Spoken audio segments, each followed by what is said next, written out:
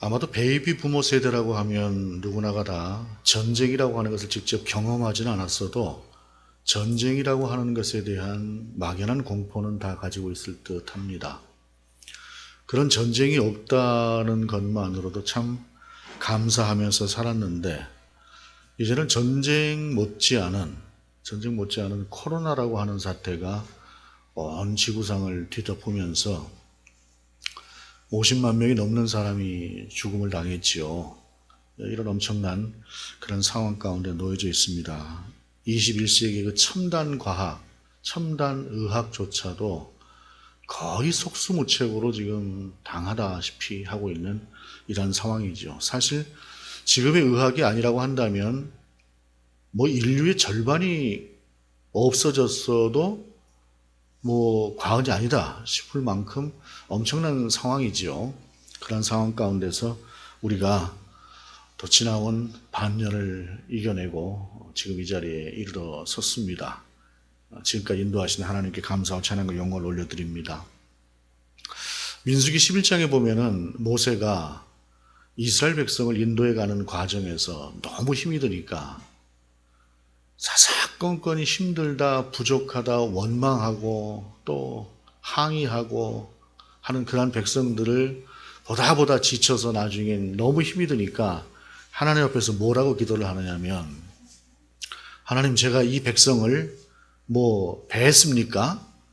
낳았습니까? 도대체 어쩌라고 이 백성을 저보고 이렇게 인도해 가라고 하십니까? 하시면서 나중에 하는 말이 그래요. 하나님, 내게 은혜를 베푸셔서 그만 저를 좀 데려가 주세요 라고 이야기를 합니다. 얼마나 모세가 힘들었으면 그랬을까요? 그런데 가만히 생각을 해보면 모세가 그럼에도 불구하고 그 뒤로 또 하나님께서 이스라엘 전체를 다 멸해야 되겠다라고 할 때는 그 앞에 나서서 하나님, 그러시면 안 됩니다. 사람들이 뭐라고 하겠습니까? 여호와 하나님이 자기 백성을 광야에서 다 몰살시키려고 데리고 왔다라고 하지 않겠습니까? 하면서 그 앞에 나서서 자기 목숨을 걸고 또 막아요. 모세가 이렇게 할 수 있었던 그러한 배경은 무엇일까요? 하나님의 은혜가 우리 가운데 함께 하시는, 모세에게 특별히 함께 하셨던 그러한 탓도 있었겠지만, 모세가 광야에서 보냈던 40년이라고 하는 그 기간이 없었다고 한다면 어쩌면 모세는 그 일을 못했을 것이에요. 과정이라고 하는 것이 때로는 힘들고 어려워도 그 과정을 통하지 않으면 이루지 못하는 것들이 참 많이 있습니다. 그래서 하나님께서는 아브라함도 요셉도 또 다윗과 같은 사람도 그러한 과정들을 거치면서 정말로 힘들어서 곧 어떻게 될 것 같은, 또는 정말로 그 과정 속에서 여러 번 실패하고 낙담할 수밖에 없는 그러한 과정들을 거치면서 온전한 사람으로, 온전한 하나님의 종으로 세워가는 그러한 것들을 우리가 성경 속에서 볼 수가 있습니다. 이런 과정이라고 하는 것이 하나님께서 우리 가운데 주시는, 하나님께서 우리 가운데 특별하게 어찌 보면은 일방적으로 주어지는 그러한 과정이라고 한다면 경건을 위한 과정도 있습니다. 하나님 앞에서 바르게 서보고자 정말로 모든 것을 다해서 하나님 앞에 나가고자 힘썼던 그러한 신앙의 위인들이 없지 않지요. 루터와 같은 사람을 우리가 그 한 예로 꼽을 수가 있을 것입니다. 루터가 오직 믿음으로 구원을 받습니다 라고 하는 말을 했을 때에, 그가 오직 믿음으로라고 하는 그 말을 했을 때 그가 지금까지 보여준 저절하게 하나님 앞에서 그의 삶으로 하나님 앞에 다가가고자 했던 그러한 삶의 모습이 없었다고 한다면 오직 믿음으로라고 하는 말이 어쩌면 사람들 속에 가볍게 들렸을 수도 있을지 모르겠습니다. 그러나 그가 얼마나 하나님 앞에서 진실하게 살려고 했던가 하는 것을 보았던 사람들은 그가 오직 믿음으로라고 고백하는 그 고백이 그저 단순하게 나오는 고백이 아니라 정말로 깊이 고민하고 기도하고 하나님 앞에서 몸부림을 치면서 얻었던 결론이라고 하는 사실을 알았을 때에, 루터가 오직 믿음으로라고 하는 그 말을 했을 때에 사람들 속에 전해졌던 그러한 능력은 더 컸을 것이다 라고 하는 생각을 해봅니다. 그런 의미에서 본문은 또한 바울이 그와 같은 몸부림을 치는 그러한 과정을 우리 가운데 보여주면서 또한 우리도 하나님 앞에서 어떻게 살아야 될 것인가, 라고 하는 것들을 이 본문 속에서 시사하는 바가 크다고 할 수 있겠습니다. 본문 15절에 내가 행하는 것을 내가 알지 못하노니 곧 내가 원하는 것은 행하지 아니하고 도리어 미워하는 것을 행함이라 라고 말씀하고 있습니다. 내가 행하는 것을 내가 알지 못하노니 라고 하는 이 말씀을 세번역은 뭐라고 말씀하고 있냐면은 나는 내가 하는 일을 도무지 알 수가 없습니다 라고 말씀하고 있어요. 세번역으로 이렇게 이 말씀을 옮기면 참 쉽기는 합니다. 그런데 이제 저의 경우를 생각해 보면 어떤 게 있냐면 지금 우리가 사용하는 이러한 개역 개정판으로 성경을 읽을 때에 좀 더 들여다보는 그리고 좀 더 한번 생각하게 되는 그러한 것들이 있어요. 좀 무겁다고 할까요? 묵직한 맛이 있어서 사실은 이제 저는 개역 개정판이 더 좋은데 의미를 쉽게 이해하기에는 세번역이 더 좋기는 합니다. 어찌됐든 간에 바울은 말씀하고 있는데 이것을 세번역으로 제가 읽어드리자면 나는 내가 하는 일을 도무지 알 수가 없습니다. 내가 해야겠다고 생각하는 일은 하지 않고 도리어 해서는 안 되겠다고 생각하는 일을 하고 있으니 말입니다. 여러분 가끔 우리가 하나님 앞에서 나 자신을 이렇게 돌아볼 때가 있지 않습니까? 그러면은 내가 도대체 왜 이러고 사는가? 내가 도대체 왜 이러고 사는가라고 하는 것이 뭐 내 마음대로 산다 하는 얘기가 아니라 내가 예수를 믿는 사람인데 내가 구원받은 사람인데 내가 하나님의 백성인데 내가 하나님의 백성으로 도대체 왜 이렇게 사는가라고 하는 그러한 생각을 하는 때가 있다는 말이죠. 바울이 말하고 있는 것은 바로 그런 것입니다.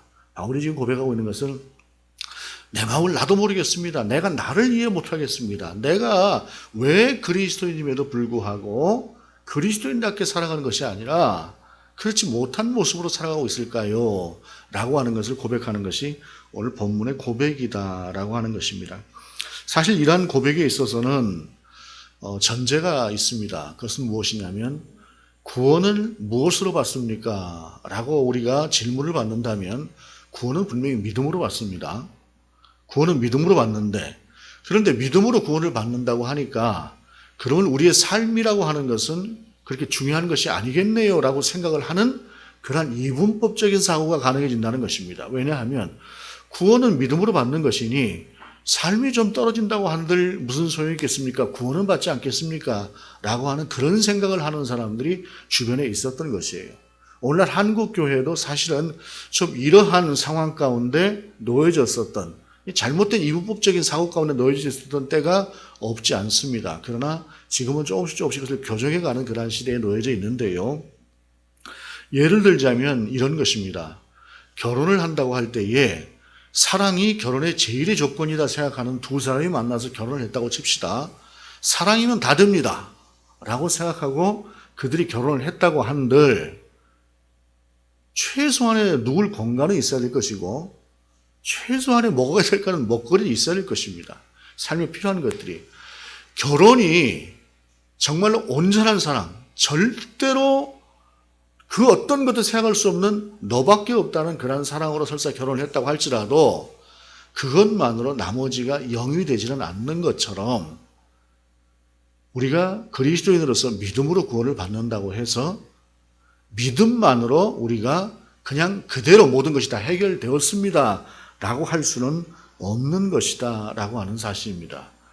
우리가 믿음으로 구원을 얻었으나 믿음으로 사는 사람답게 살아야 되는 삶의 법칙이라고 하는 것을 우리가 알아야 되고 또한 그것을 우리가 함께 우리의 삶 속에서 영위해 가야 된다라고 하는 것을 본문은 이야기하는데 16절에 만일 내가 원하지 아니하는 그것을 행하면 내가 이로써 율법이 선한 것을 시인하노니 라고 말씀하고 있어요. 그러니까 율법이라고 하는 것이 필요 없는 것이 아니라 율법이라고 하는 것은 선한 도구로 우리 가운데 필요한 것이다. 그것은 왜냐하면 내가 도대체 왜 그리스도인으로서 이렇게 살아야 되지? 라고 고민을 할 때에 그 고민을 하는 근거가 되는 것은 율법이라고 하는 것이 있기 때문에 하나님의 법이라고 하는 것이 있기 때문에 하나님께서 우리 가운데 이렇게 살으라고 하는 하나님의 명령이 있기 때문에 그 명령에 비추어 보아서 내가 그렇지 못하다라고 하는 것을 깨닫는 것이지 만약에 하나님께서 우리 가운데 주신 율법이라고 하는 것 이렇게 살아라 이렇게 살아라라고 하는 그러한 법들이 없다고 한다면 어떻게 우리가 하나님 앞에서 옳고 그름을 구별할 수가 있고 내가 잘못 살고 있는지 잘 살고 있는지를 알 수 있겠느냐? 그러므로 율법은 버려야 되는 것이 아니라 선한 도구로 우리가 함께 살아야 되는 부분이다 라고 하는 것을 바울이 말씀하고 있는 것이에요. 너무나 이 간단한 법을 오직 믿음으로라고 하는 그 믿음이라고 하는 구호 속에서 사실은 한국 교회도 그렇고 많은 부분에서 이 부분을 너무 도외시하고 살았던 것이 지금까지 어떤 교회 모습이었다라는 생각을 해봅니다.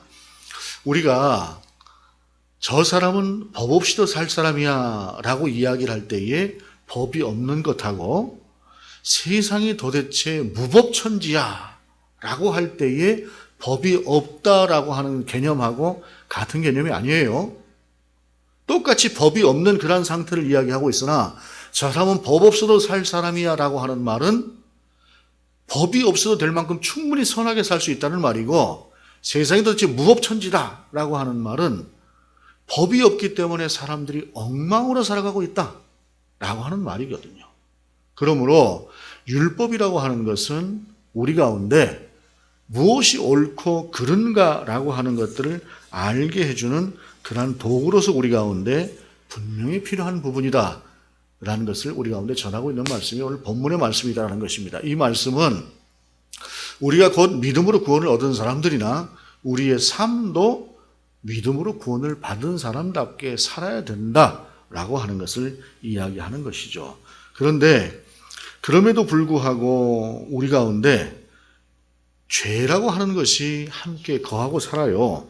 그 죄라고 하는 것이 함께 거하고 살기 때문에 우리는 그 죄라고 하는 것이 때로는 나를 넘어뜨리는 그러한 삶을 경험하게 됩니다. 예를 들자면 이런 것입니다.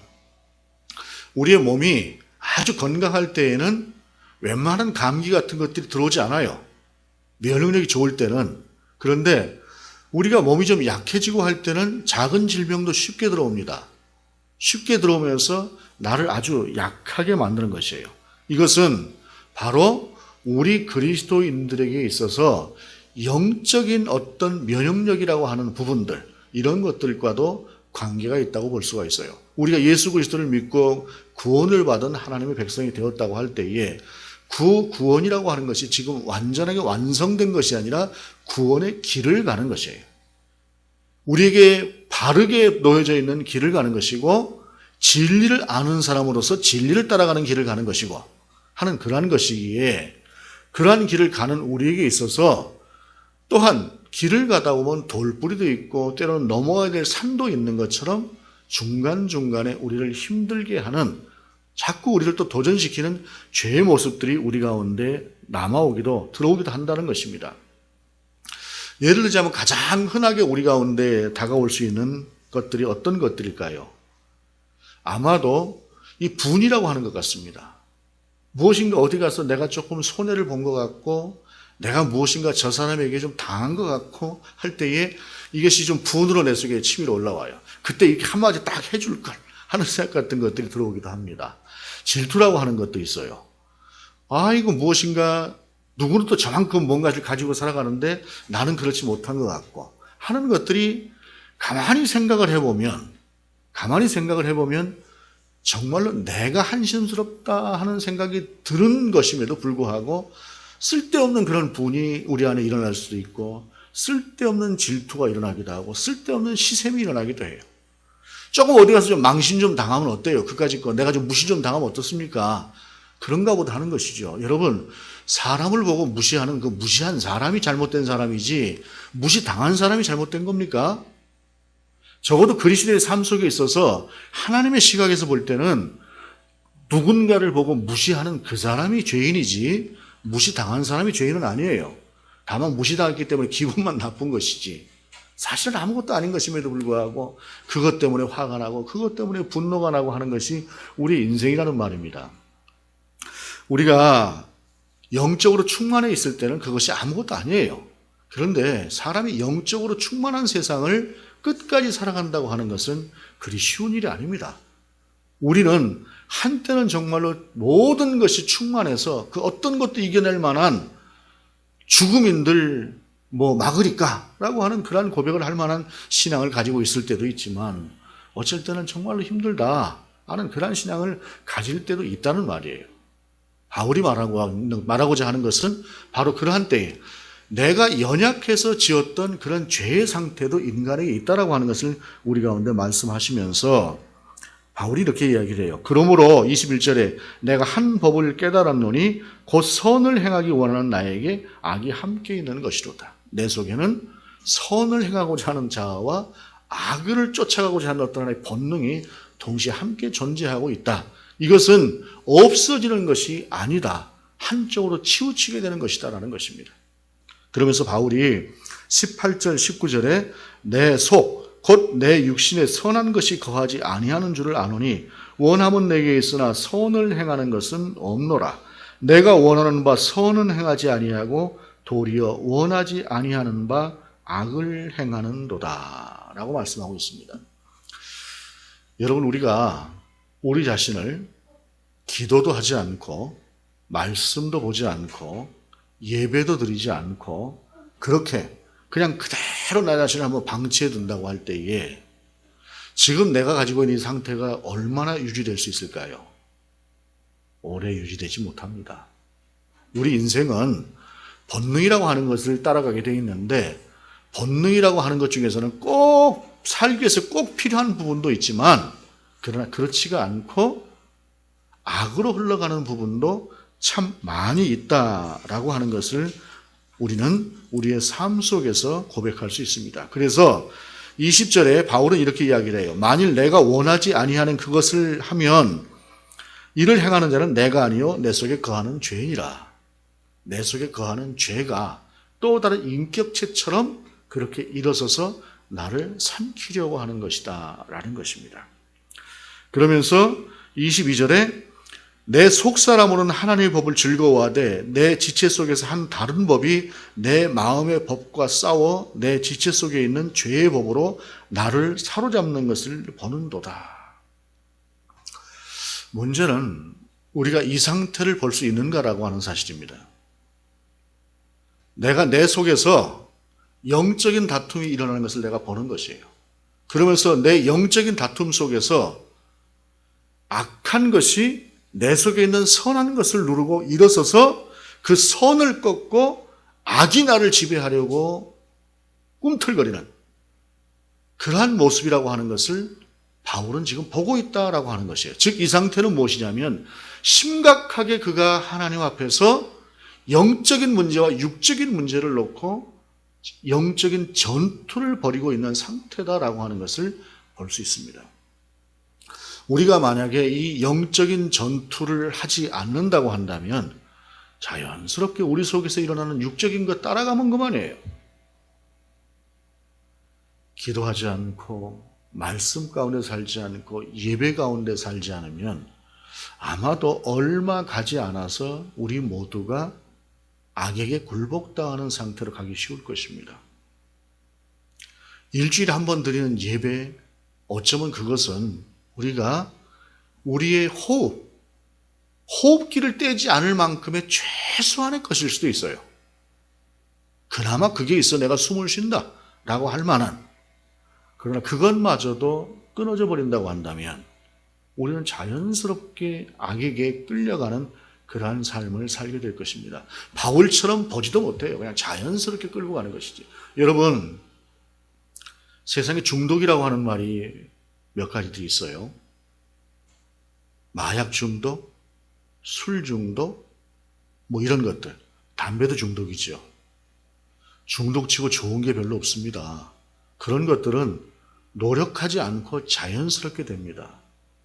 그런데 기도 중독, 이런 말 들어보셨습니까? 말씀 중독, 이런 말 들어보셨어요? 쉽게 되지 않습니다. 좋은 것일수록 쉽게 되지 않고 쉽게 놓아지게 되어 있습니다.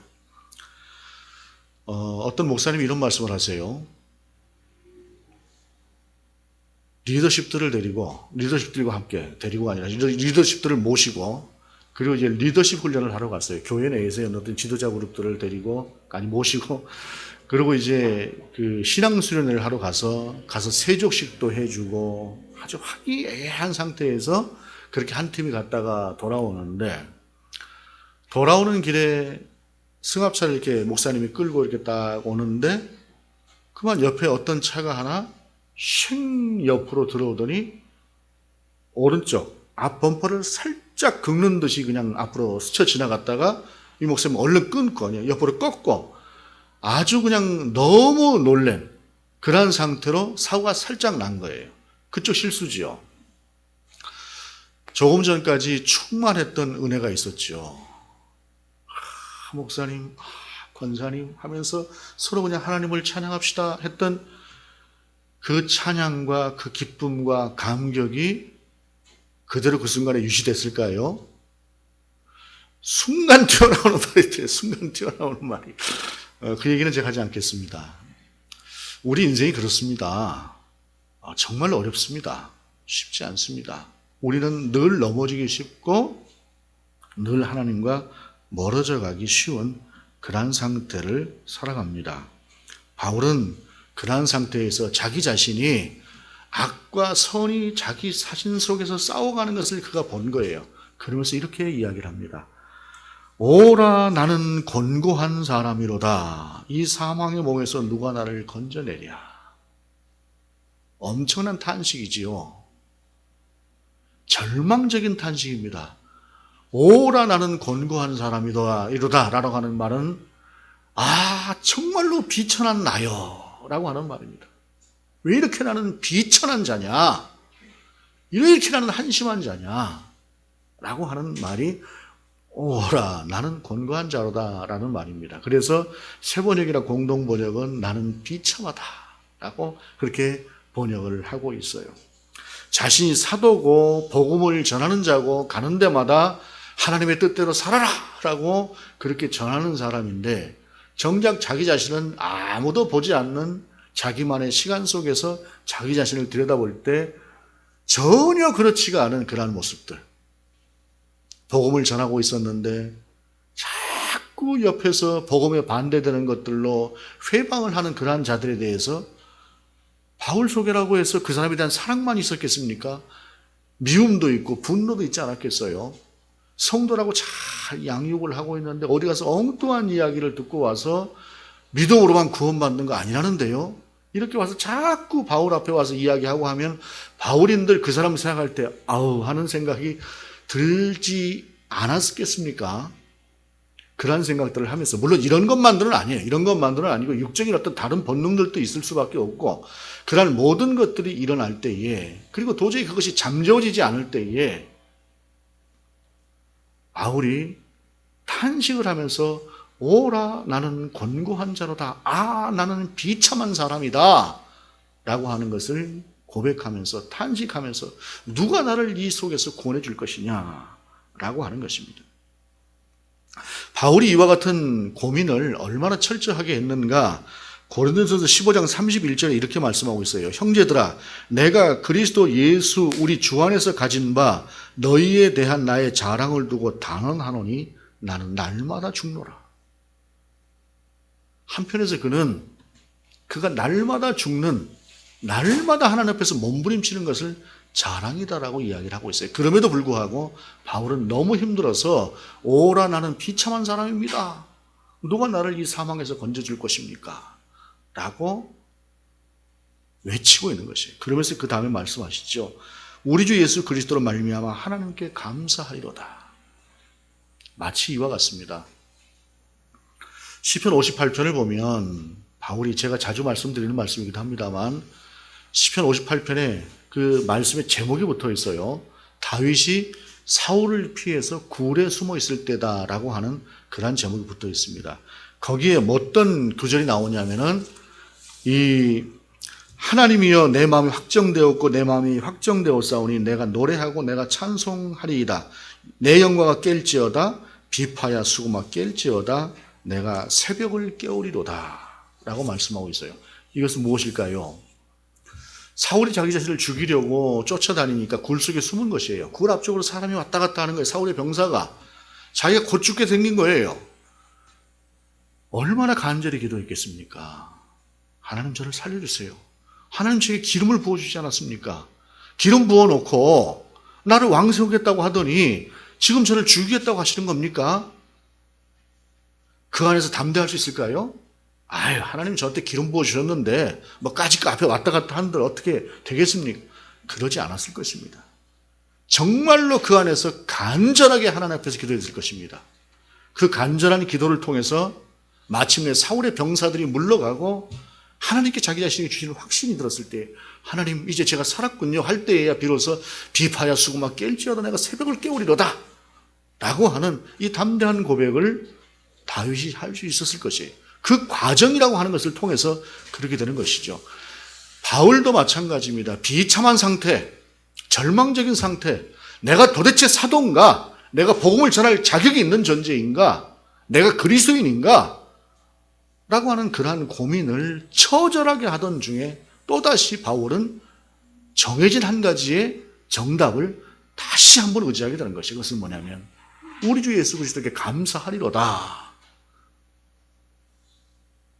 우리 주 예수 그리스도를 내게 보내신 하나님 앞에 감사할 수밖에 없는 그런 고백이죠. 왜냐하면 그럼에도 불구하고 하나님은 예수 그리스도를 보내서 나를 피로 값주고 사신 그러한 존재이기에 그렇게 연약하고 부족한 존재임에도 불구하고 여전히 하나님은 나와 함께 하시는 분이시기에 그 하나님이 나를 구원시키고 있는 그러한 분이기에 그는 하나님 앞에서 이와 같은 고백을 하고 있다는 것입니다. 오라 나는 곤고한 사람이로다. 이 사망의 몸에서 누가 나를 건져내랴.